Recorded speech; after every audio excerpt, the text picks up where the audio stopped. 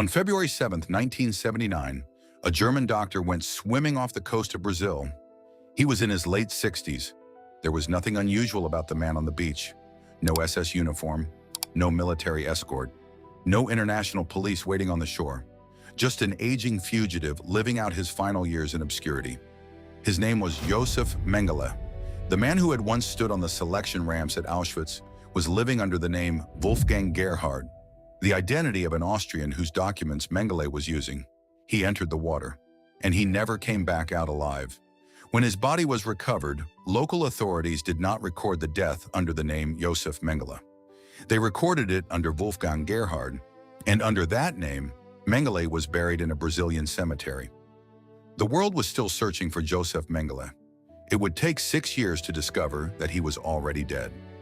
How does one of the most notorious Nazi war criminals disappear for more than 3 decades? To understand how Mengele escaped justice, you have to understand what the world was looking for. In May 1943, Dr. Josef Mengele arrived at Auschwitz-Birkenau. He wasn't the commandant of the camp. He wasn't its highest-ranking officer. He was an SS physician. But inside Auschwitz, that position gave him access to prisoners who had no power to refuse him. When deportation transports arrived, Mengele participated in selections that helped determine which prisoners would be admitted for forced labor and which would be sent toward immediate death. He wasn't just a doctor. He was a primary perpetrator of the camp's medical atrocities, obsessed with twins, heredity, and human experimentation. By January 1945, as Soviet artillery echoed from the east, Mengele realized something terrifying. The system protecting him was dead, and the Red Army was days away. The Germans began evacuating Auschwitz. Prisoners were forced westward. The SS attempted to destroy evidence of its crimes as the Red Army approached. And Mengele now faced a new problem. The war was ending. The system that had protected him was collapsing, and the doctor who had worked inside Auschwitz now had to disappear before the Allies could identify him. On January 17, 1945, Josef Mengele left Auschwitz. Behind him was the camp. Ahead of him was a collapsing Nazi Germany, and somewhere in the chaos, Mengele would begin the transformation from SS physician into fugitive. Because the next time the Allies captured him, they wouldn't know who they had. After leaving Auschwitz, Mengele moved with the retreating German forces as the Nazi war machine collapsed around him. The man who had spent nearly 2 years inside Auschwitz was no longer protected by the authority of the SS. Now he was trying to disappear into the chaos. By the spring of 1945, Germany was collapsing, and Mengele had good reason to fear what would happen if his identity was discovered. So he abandoned the most obvious thing that could expose him, his SS identity. He attached himself to a German military medical unit and traveled west with the retreating forces. Then Germany surrendered. On May 8, 1945, the war in Europe was over. But for Josef Mengele, the danger had only begun. The Allies were now collecting prisoners, documents, and evidence from the defeated German state. Former SS personnel were being identified.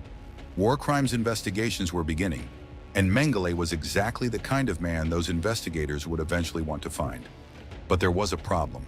The Allies didn't know where he was. In the confusion of the final months of the war, Mengele had managed to blend into the mass of captured German personnel. And then, in June 1945, American forces captured the unit he was traveling with near Weiden, Bavaria. Josef Mengele was now an American prisoner of war. The man who had worked at Auschwitz was sitting inside an Allied detention system. This should have been the moment his escape ended. But Mengele had one enormous advantage. The Americans didn't recognize him. He was not being held under the name Josef Mengele as a known Auschwitz criminal. And there was another reason his SS background was not immediately obvious. Mengele did not have the distinctive SS blood group tattoo that many SS members carried. Those tattoos had been used to indicate blood type and could help Allied authorities identify former SS personnel. But Mengele had apparently never received one. So when American troops examined prisoners for identifying marks, there was no obvious tattoo on his arm pointing directly to his SS membership. His identity remained hidden. For weeks, he was processed as an ordinary German serviceman rather than one of the doctors connected to Auschwitz. And then came the extraordinary moment the Americans released him. By late August 1945, Mengele was free again. The Allies had physically captured Josef Mengele. They had him inside their prisoner system, and then they let him walk out. He disappeared into Bavaria. There, he adopted another identity and began working as a farmhand. For the next several years, he lived far away from the world that had once known him as an SS physician. He worked on a farm, he kept a low profile, and his family in Günzburg remained an important source of support. The Mengele family was wealthy, and Josef was not completely cut off from the outside world. That mattered, because while many former Nazis were struggling to survive in post-war Germany, Mengele still had people willing to help him. But Germany was changing. The Nuremberg trials were exposing the crimes of the Nazi regime. Doctors were being prosecuted for medical experiments conducted on prisoners. And Mengele knew that the longer he remained in Germany, the greater the chance that someone would eventually connect his name to Auschwitz. So he made a decision. He would leave Europe. In 1949, Mengele began preparing for the next stage of his escape. He needed new papers, a new identity, and a country far enough away that the investigators searching for him would have difficulty reaching him. His destination was South America.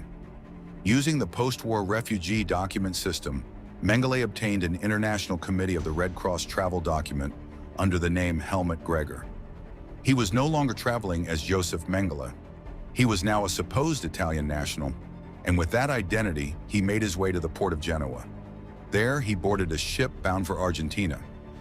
As Europe disappeared behind him, Mengele was entering a new world, a world where the war was thousands of miles away, a world where his name was not yet widely recognized, and a world where he believed he could start again. In June 1949, Josef Mengele arrived in Buenos Aires. He had escaped the collapse of Nazi Germany.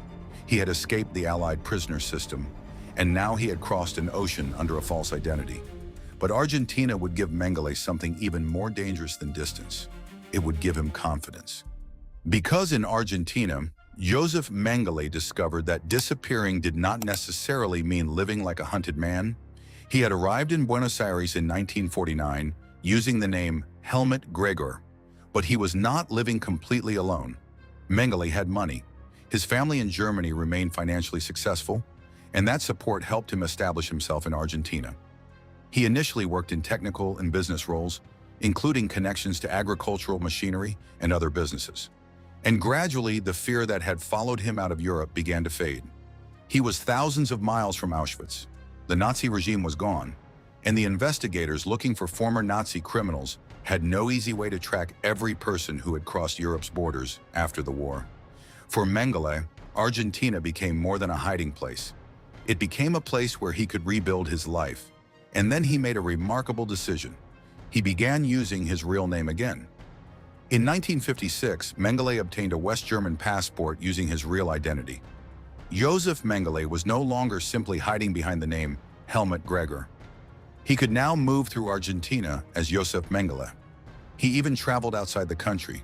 The fugitive who had once feared being recognized had become increasingly confident that the past could no longer reach him. But there was one thing he could never escape: the people who knew who he really was. Mengele moved within German-speaking circles in Argentina that included other former Nazis and Nazi sympathizers. One of the most notorious figures in that community was Adolf Eichmann. Eichmann had been one of the major organizers of the deportation of European Jews to Nazi ghettos and extermination camps.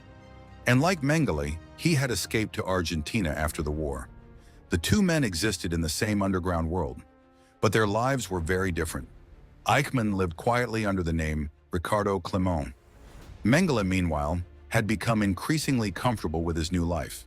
For years, Argentina allowed him to remain beyond the reach of the justice system that had been looking for him. Then everything changed. May 11, 1960. Israeli agents captured Adolf Eichmann in Buenos Aires. They had found him. They seized him secretly, and they eventually smuggled him out of Argentina to stand trial in Israel. For Mengele, the news was terrifying, because Eichmann's capture proved something Mengele had spent years trying not to believe. Distance was not enough. A false identity was not enough. Even Argentina was not completely safe. If Israeli agents could find Eichmann in Buenos Aires, they could potentially find him too. Mengele disappeared again. But this time, he did not simply change his name. He left Argentina. He moved to Paraguay, where he was able to obtain Paraguayan citizenship under his own name. For a fugitive who had spent years hiding his identity, this was extraordinary. But the political environment gave him protection. Paraguay was ruled by Alfredo Stroessner, a military dictator whose government was hostile to communism and receptive to German immigrants and other former Nazis. Mengele spent time among German-speaking communities in Paraguay, but he was no longer as confident as he had been in Argentina. Eichmann's capture had changed him. The man who had once lived openly now had to think about every unfamiliar face, every unexpected visitor, every question about his past. And eventually, even Paraguay began to feel unsafe. So Mengele disappeared again. This time, he headed deeper into South America. Brazil, he crossed another border, another country, another identity, another layer between himself and the investigators searching for him. By the early 1960s, Josef Mengele had vanished into the Brazilian countryside, and there he would spend the final 18 years of his life. But this time, he would not live openly. He would become something very different, a fugitive who was terrified of being found. In Brazil, Josef Mengele finally understood what his life had become. He could no longer live like a businessman in Buenos Aires. He could no longer trust a government to protect him forever, and he could no longer assume that the world had forgotten his name, so he disappeared. By the early 1960s, Mengele was living under false identities in rural areas of São Paulo. One of the people who helped him was Geza Stammer, a Hungarian immigrant who operated farms with his wife, Gita. Mengele could live there without attracting much attention. He worked around the farms, he kept away from crowded places, and he depended heavily on a small circle of people who knew or eventually discovered who he really was. His existence became increasingly isolated. The man who had once stood confidently on the Auschwitz selection ramp was now concerned about being recognized in a Brazilian countryside. He avoided unnecessary travel. He changed locations, he used false documents, and when he did appear in public, he tried to look as different from wartime photographs as possible. But hiding was only half the story, because thousands of miles away, people were still looking for him. West German investigators wanted him. Nazi hunters wanted him. And Israeli intelligence had also investigated his whereabouts. The problem was that every year made the trail colder. Mengele had no digital records following him, no facial recognition systems, no global database connecting every border crossing, and the man they were looking for was constantly changing names and locations. The world knew Josef Mengele, but Brazil knew men with other names.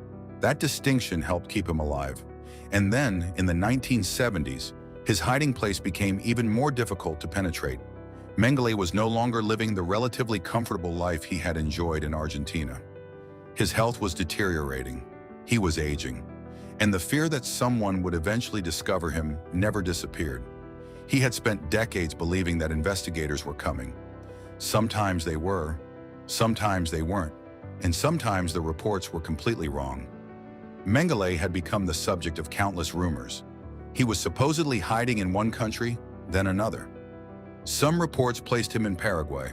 Others claimed he was in Chile, Peru, or somewhere deep in the jungle. The problem was that many of these reports were false, and every false lead made the real search harder. The world was hunting a legend, but the real Josef Mengele was becoming an increasingly isolated old man. Then came the final years. By the late 1970s, the stolen identity from years earlier, Wolfgang Gerhard, became his final shield. This identity was not simply a fictional name invented from nothing. It belonged to a real Austrian man. Mengele used Gerhard's documents to make himself harder to identify. And by then, almost nobody outside his inner circle knew where he really was. But there was an irony to the way his life had ended. For decades, Mengele had been obsessed with controlling the bodies and lives of other people. Now he was an aging fugitive whose own body was failing him. He suffered from serious health problems. His freedom had become a prison. He could not safely return to Germany. He could not live openly. He could not trust strangers. And he knew that if investigators discovered his location, there would be no second escape. Still, the world did not know where he was, not for certain. Then on February 7th, 1979, Mengele went to the Brazilian coast. He was staying near Bertioga, a beach resort in São Paulo state. For once, he was not running. There was no border to cross, no forged document to obtain, no investigator at the door. He went into the Atlantic Ocean for a swim, and somewhere in the water, the fugitive who had escaped justice for more than 3 decades suddenly collapsed. Josef Mengele died that day, but the world did not know it. His companions recovered his body. Local authorities identified the dead man using the documents he carried. The name recorded was not Josef Mengele. It was Wolfgang Gerhard. The angel of death had escaped justice one final time, not by crossing a border, not by changing countries, but by dying under another man's name. And that should have been the end of the story. Instead, it created one final mystery. For 6 years, the world continued hunting a man who was already dead. And then, in 1985, investigators finally discovered the truth. For 6 years, the world continued hunting Josef Mengele. West German investigators still wanted him. Nazi hunters still followed leads, and rumors continued to place him in different parts of South America. But Mengele was already dead. His body had been buried in Brazil under the name Wolfgang Gerhard. The secret might have remained buried with him. Then in 1985, investigators received information that changed everything. Their investigation eventually led them to Wolfram and Lieselotte Bossert, the German expatriate couple who had helped Mengele during his final years. Under questioning, they revealed the truth. The man buried as Wolfgang Gerhard was not Wolfgang Gerhard. He was Josef Mengele. On June 6, 1985, Brazilian authorities opened the grave. Inside was a skeleton that had been buried for 6 years. Now investigators had to answer one question. Was this really the angel of death? Forensic specialists examined the remains. They compared the skeleton with photographs of Mengele, his known physical characteristics, dental evidence, and medical records. The evidence pointed to the same conclusion. The skeleton belonged to Josef Mengele, but investigators wanted something even stronger. In 1992, DNA testing provided further confirmation, establishing with extremely high certainty that the remains were Mengele's. The world's most notorious fugitive had finally been identified, but there was no courtroom, no trial, no final interrogation, no sentence, only a grave. And eventually, something even more unusual happened to the remains. Instead of being returned to Germany, Mengele's bones remained in Brazil. They were later made available for forensic medical education at the University of São Paulo, where students could study the remains as part of forensic anthropology. The man who had once treated human bodies as objects of experimentation had, after death, become an object of forensic study himself. And that is where the story comes full circle. In 1945, Josef Mengele fled Auschwitz because he knew the world would eventually come looking for him. For 34 years, he escaped. He survived the collapse of Nazi Germany. He slipped through an American prisoner system. He crossed Europe under a false identity. He escaped to Argentina. He moved to Paraguay. He disappeared into Brazil. And when death finally found him, even his corpse was hidden behind another man's name. For 6 years, investigators hunted a ghost, until they opened a grave and found the answer beneath the soil. The name on the documents was Wolfgang Gerhard. The bones belonged to Josef Mengele. He never faced justice in a courtroom, but he never succeeded in erasing himself from history. And the final irony is that the man who spent his life using medicine to manipulate and destroy human bodies ultimately became the subject of forensic science himself. Josef Mengele escaped justice. He did not escape history.